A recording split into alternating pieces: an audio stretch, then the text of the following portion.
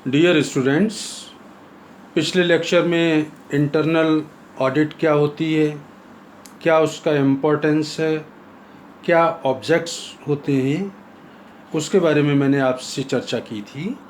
आज का जो पॉइंट्स ऑफ डिस्कशन रहेगा अपना, limitations of internal audit, difference between internal check and internal audit, आंतरिक जांच और आंतरिक अंकेक्षण में क्या अंतर है, साथ ही वैधानिक और आंतरिक अंकेक्षक में क्या अंतर होता है, उनकी परिस्थितियों में क्या डिफरेंस होता है, उस पे चर्चा करनी है। तो पहले अपन बात करते हैं आंतरिक अंकेक्षण की सीमाएं। आंतरिक अंकेक्षण में आप जानते हैं सामान्यतया अंकेक्षण का कार्य व्यापार के ही कर्मचारियों द्वारा किया जाता है, जिससे उनमें उस योग्यता का अभाव होता है जो एक वाह्य अंकेक्षक को में होती है। वो एक प्रशिक्षण प्राप्त व्यक्ति होता है। तो आंतरिक अंकेक्षण करने वाले व्यक्तियों में योग्यता और प्रशिक्षण सीमित होता है।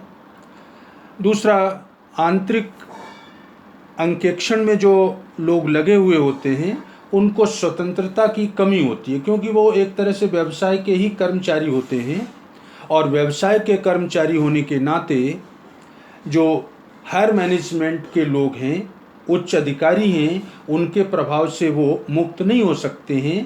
तो इस तरह से उनको अपने कार्य स्वतंत्रता पूर्वक करने में बाधा होती है, उनकी स्वतंत्रता सीमित होती है। स्टाफ जो होता है आंतरिक अंकेक्षण का, उसको अन्य कार्यों में भी लगा दिया जाता है। जांच का कार्य तो करेंगे ही करेंगे, साथ ही प्रबंधकों या अधिकारियों द्वारा उनको कुछ और भी काम सौंप दिया जाता है, जिससे उनकी एफिशिएंसी में गिरावट आती है। वो उस एक्यूरेसी या परफेक्शन के साथ या कंसंट्रेशन के साथ काम नहीं कर सकते हैं जो एक स्पेसिफिकली इसी काम के लिए अपॉइंटेड ऑडिटर करता है। भाईचारा और लिहाज का भी थोड़ा सा एस्पेक्ट होता है, क्योंकि आंतरिक अंकेक्षण में जो कर्मचारी लगे हुए होते हैं वो अपने साथ काम करने वाले कर्मचारियों का लिहाज भी, भाईचारा भी निभा सकते हैं, लिहाज भी कर सकते हैं। तो ऐसी स्थिति में साथ के जो कर्मचारी अगर कोई गलती, गबन, छल कपट करते हैं तो हो सकता है कि लिहाजवश उसको वो हाईलाइट न करें और प्रबंधकों तक उस बात को सामने न लाएं।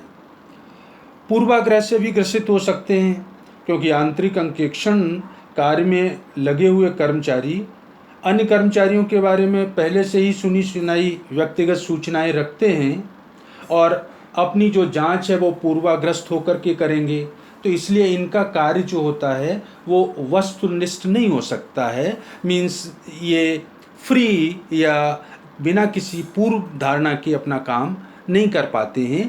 तो इस तरह से कुछ एक ये छोटी पूरी लिमिटेशंस हैं इंटरनल ऑडिटर के संबंध में। आंतरिक निरीक्षण और आंतरिक अंकेक्षण में भी, क्योंकि स्टार्टिंग में मैंने आपको बताया था, आंतरिक नियंत्रण इंटरनल कंट्रोल मेजर्स, आंतरिक नियंत्रण प्रणाली के दो पार्ट होते हैं, आंतरिक निरीक्षण इंटरनल चेक एंड सेकंड होता है इंटरनल ऑडिट, आंतरिक अंकेक्षण। तो आंतरिक निरीक्षण और आंतरिक अंकेक्षण में अगर आपसे कोई पूछे क्या डिफरेंस है, तो मोटे तौर पे आप बता सकते हैं कि आंतरिक निरीक्षण जो होता है वो व्यवहारों को लिखने की एक प्रणाली है। ट्रांजैक्शंस को किस तरह से लिखा जाए, लोगों में काम को हम बांट देंगे जिससे एक व्यक्ति के कार्य की जांच दूसरे व्यक्ति द्वारा स्वतः होती जाएगी। जबकि आंतरिक अंकेक्षण उस लेखे की जांच से संबंधित है। जो लेखा किया गया है उस लेखे को करने के बाद उसकी जांच का जो कार्य है वो आंतरिक अंकेक्षण में आता है। आंतरिक निरीक्षण में छल कपट और अशुद्धियों का पता कार्य के दौरान ही पता चल जाता है, क्योंकि आप जानते हैं एक व्यक्ति के कार्य की जांच दूसरा व्यक्ति करेगा तो स्वाभाविक रूप से जैसे ही गलती होगी दूसरे व्यक्ति के द्वारा उसको पकड़ लिया जाएगा। लेकिन इंटरनल ऑडिट में क्या होगा, जब अकाउंट्स तैयार हो जाएंगे, इसके बाद ऑडिट का काम शुरू होगा, तो गलती और गबन जो हैं वो देर से पता चलते हैं।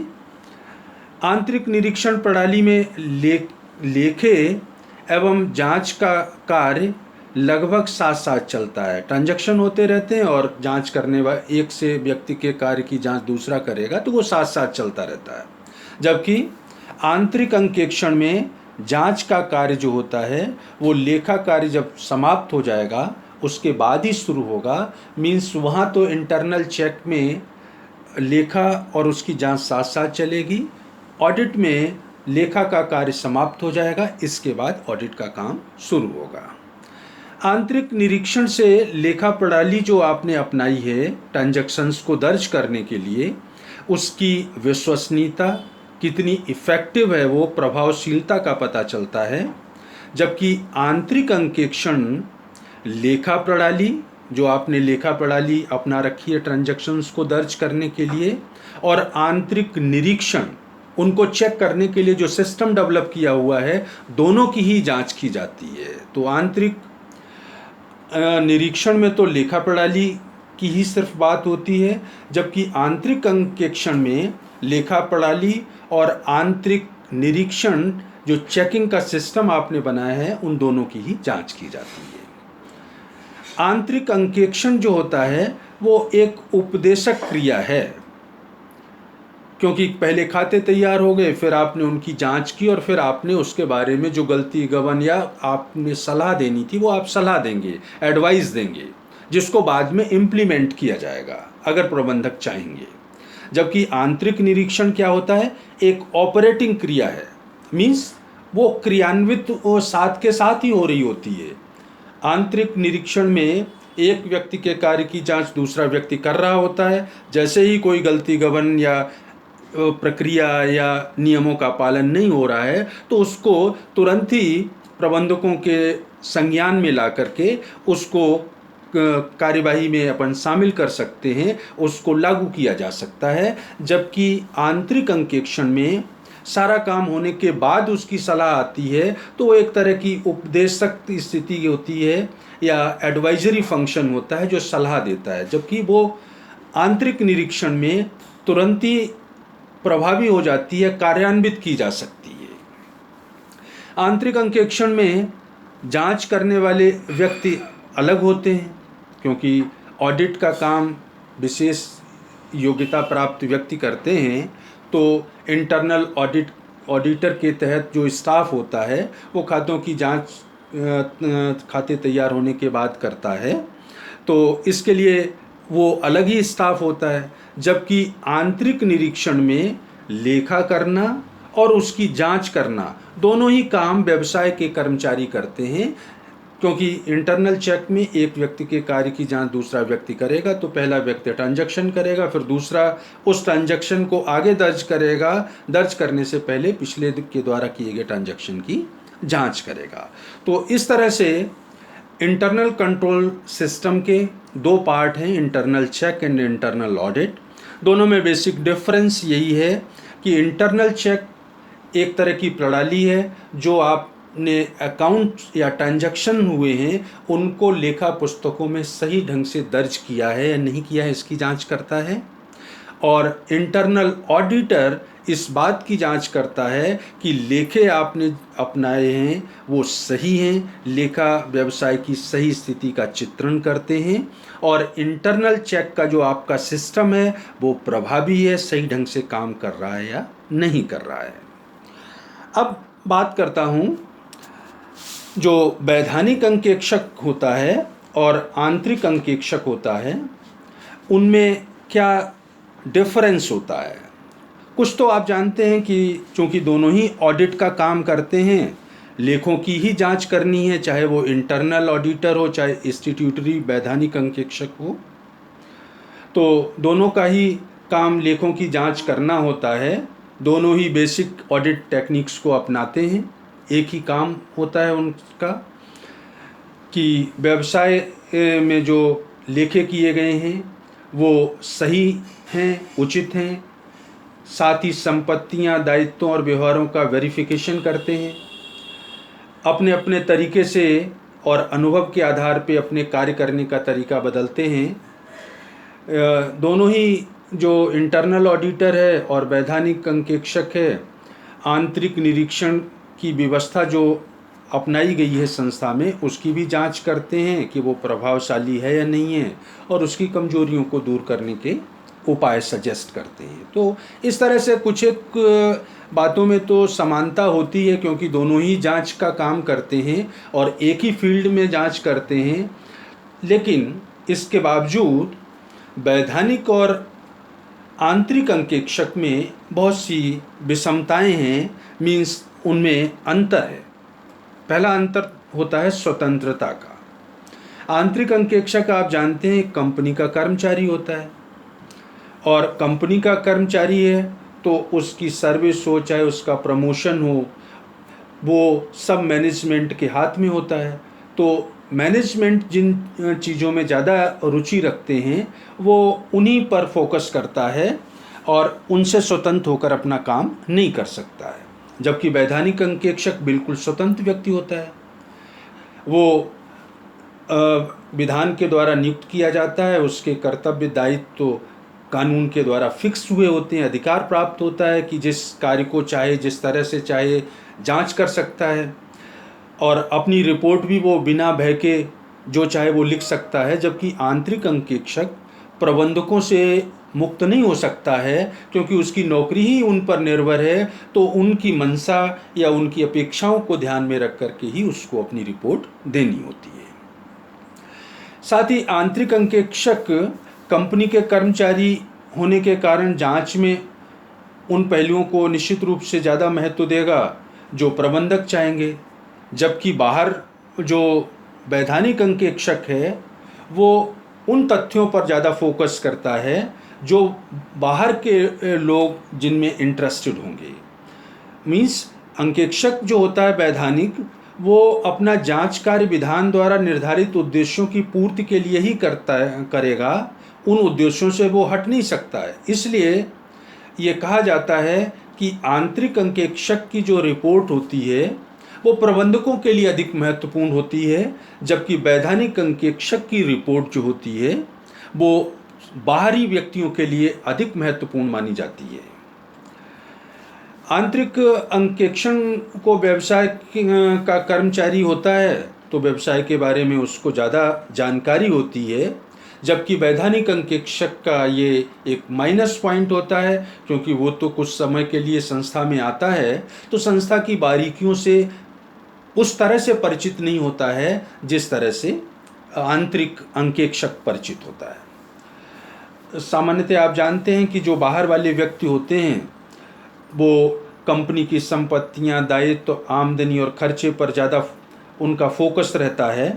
तो जो वैधानिक अंकेक्षक है उसका इसी चीज़ पर फोकस होता है कि इस कंपनी की संपत्तियां कितनी हैं, उनका रख रखाव सही है, दायित्वों की स्थिति क्या है, कंपनी की इनकम एक्सपेंडिचर क्या है। इन चीज़ों पर वो फोकस करता है और उनको अपनी रिपोर्ट में सम्मिलित करता है।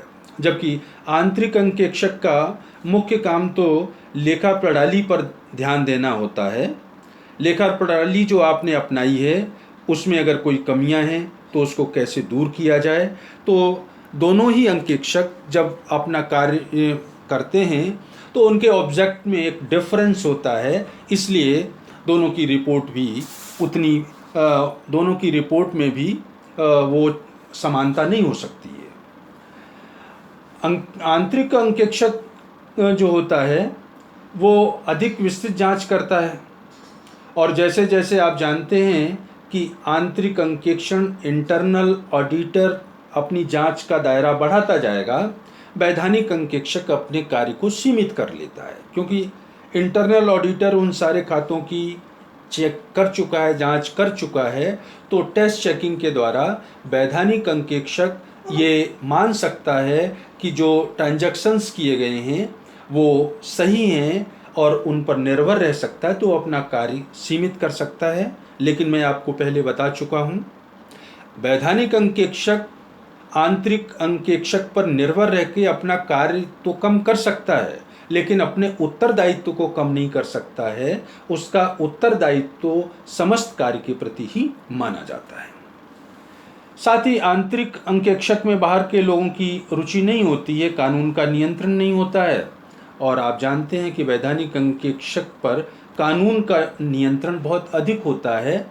जो अंकेक्षक है उसकी नियुक्ति कैसे होगी, उसके कर्तव्य क्या होंगे, उसके अधिकार क्या होंगे, रिपोर्ट किस तरह से देनी है, तो कानून का नियंत्रण जो होता है वो वैधानिक अंकेक्षक पर अधिक होता है। और आंतरिक अंकेक्षक चूँकि आप जानते हैं प्रबंधक नियुक्त करते हैं, तो उसके कर्तव्य, दायित्व, अधिकार, पारिश्रमिक प्रबंधक फिक्स करते हैं, जबकि वैधानिक अंकेक्षक में ये सारा काम एक्ट या कानून के माध्यम से होता है।